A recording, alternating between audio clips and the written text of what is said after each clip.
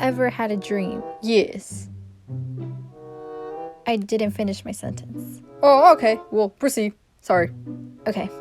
Have you ever had a dream doll? It's a little overpriced and you show your parents and they're like, no. So you started to gain some money by working hard, getting that coin. When you're finally able to afford it, they doubled the price. And the last resort is to ask your parents again. 100! Are you serious? This is the price of a full family meal at Applebee's. Purchase a doll and get disowned. Or make your own. Hey guys! It's Barbie Glitter. Long time no see.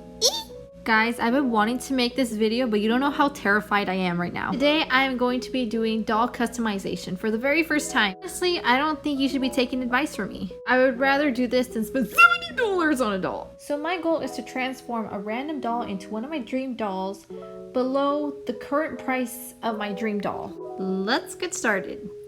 So here's an overview of what we're trying to achieve, okay? And I'm going to be using Hairtastic Barbie for this. Her hair is very similar to hers. She has a made to move body. I don't know which one it is. However, a little girl gave me this doll because she didn't want it anymore, so it's free. Her eyes are very similar to hers. Also, a really cool thing about this doll is that you can curl her hair without using heat. Her hair is really greasy, as you can see on the scalp. I don't know if it's the glue or it's the chemicals that allow it to curl. So I'm going to wash it with Dawn dish soap. Shampoo for duckies. While her hair is washing, I'm gonna do the whole outfit process. So I got this old t-shirt, some lace, and some cotton fabric that is meant to interpret denim, which is cool because it's really thin. So this is the first thing I've purchased so far, and it is the leopard fall fur, and it was $4, I believe, at Hobby Lobby. To begin with the outfit, I'm going to start with the shorts first, and I'm going to use this edge that's frayed because her shorts are actually frayed. I'm just going to cut a strip for birth. Am I speaking cursive, Nari? I'm just going to sew the little details that are on the bottom of her shorts. Now I'm just going to cut it in half for each leg. Measure it on the doll and mark how much you need.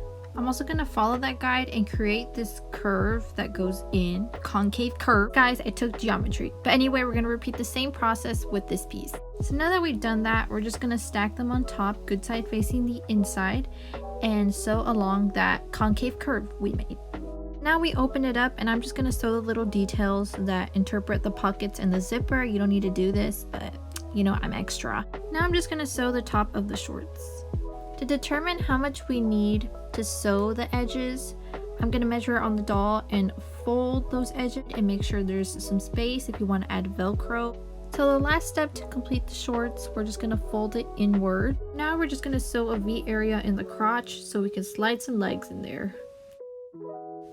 This is my second attempt making the shorts. I made them bigger around the legs so my curvy dolls can wear it as well. Okay, a little update on the hair. I was able to remove the stickiness with Goo Gone instead of the Dawn dish soap. I don't know what happened, but it made it a lot softer. I can comb through it like normal hair. And I also made a little braid. Now let's make the tank top. I'm going to use a t-shirt and some lace. So I just cut a piece of pink fabric, folded in half, and yes, I covered my doll's breasts. If you are disturbed with breasts, even though you shouldn't be because you eat chicken breasts. I'm going to place the doll on top, and I'm just going to mark where her sides are, her shoulders are, and her neckline. And it's really hard because this chalk ain't doing it for me. So now that we've cut that out, this is how it's supposed to look like. The first thing I'm going to do is sew around the neckline, so I'm just going to fold that, and I know that's going to be super difficult, so I'm going to do it by hand. Guys, during this procedure, my mayonnaise expired because I took that long. Literally, it looks so ratchet on the inside, but it looks great on the outside. Now I'm just going to fold it on the wrong side and sew one of the edges. I also sewed the edge by hand because my family was sleeping and I didn't want to make noise. But anyway, we're just going to fold this edge and I'm going to add on the lace. To complete the top, we're just going to flip it over on the wrong side and sew on the last edge. Guys, I completely forgot about the leg warmers, so I'm just going to cut 2 identical squares, fold the bottom and top edge, and sew the vertical edge so we don't have to worry about the fraying on top and the bottom. So here is an overview of my outfit. I'm unfortunately not gonna make tights because I don't have fabric for it, but I do have black tights that came with the doll, so here they are. Guys, I literally almost broke her leg.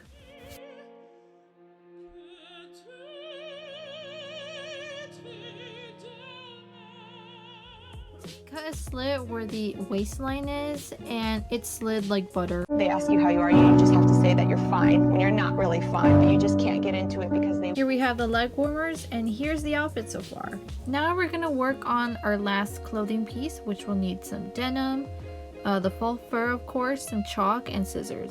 I'm gonna repeat the same process with what we did with the tank top. However, we don't cut a neckline out yet, so we're just gonna fold the piece, and I'm gonna cut a slit through the middle. From there, we cut out the neckline. Try it on your doll and make sure there's seam allowance around the sides. For sleeves, cut out fabric the length of your doll's arm. To make the sleeves measurements more accurate, we're just gonna thin out the area where her wrist is and round out the edges where her armpit is. To sew the neckline, I just got a random strip of fabric and then sew this on top.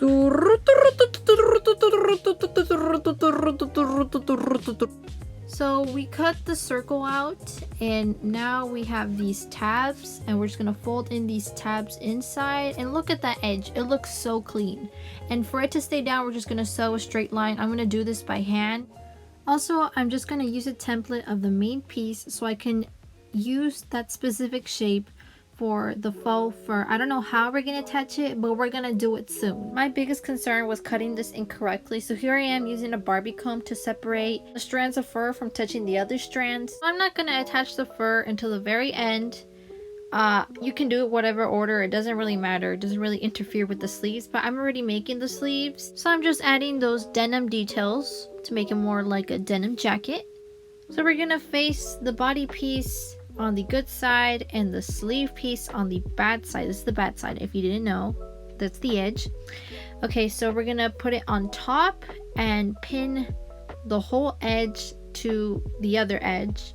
So this is how it looks all pinned up. I know there is some wrinkles, as you can see, that's why I'm sewing by hand.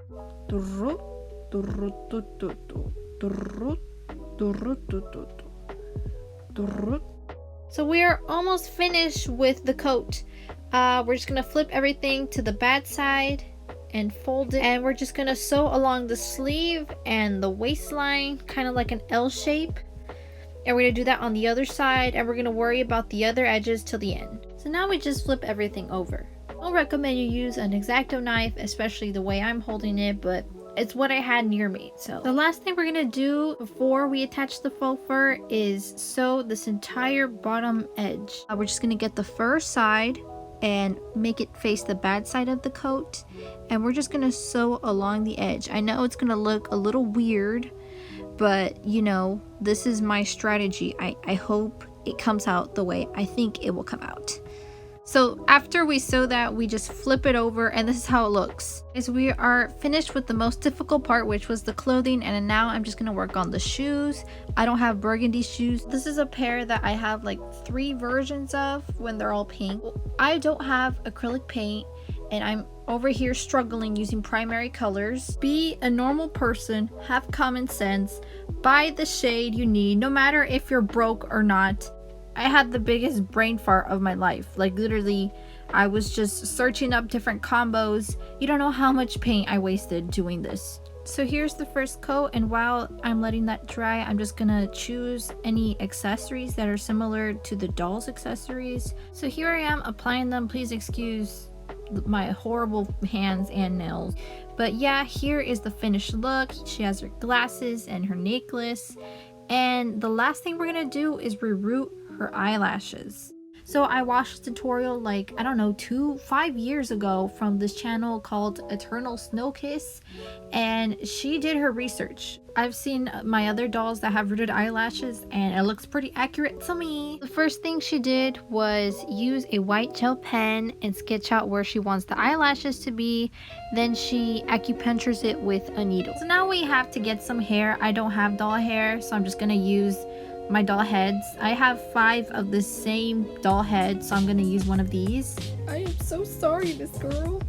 So we're gonna stab our doll's lash line, and we're just gonna thread it like if it was a needle and thread. So when we stab the eye, we have to face the eye to the eye. So I'm afraid of poking myself, so I use pliers for this, and we stab it at an angle so we can thread it through the neck hole.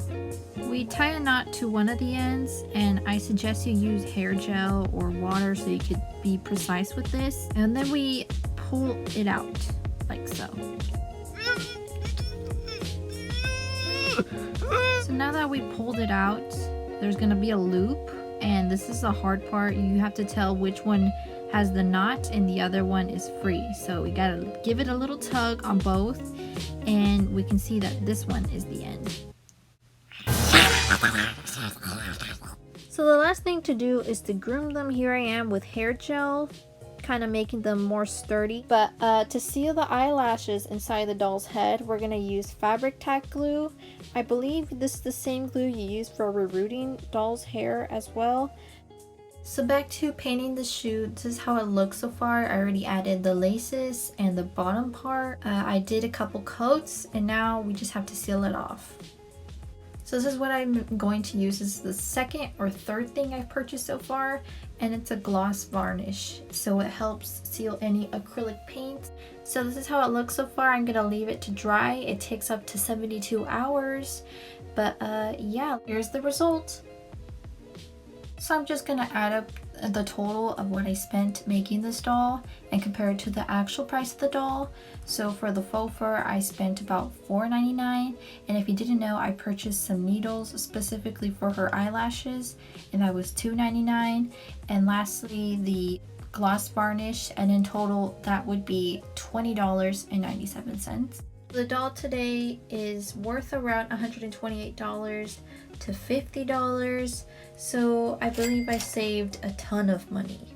Let me know how you think I did in the comments, and here are 3 dolls I plan on working on in the future. Comment down below which doll should I start on first. Thank you guys so much for watching. Bye!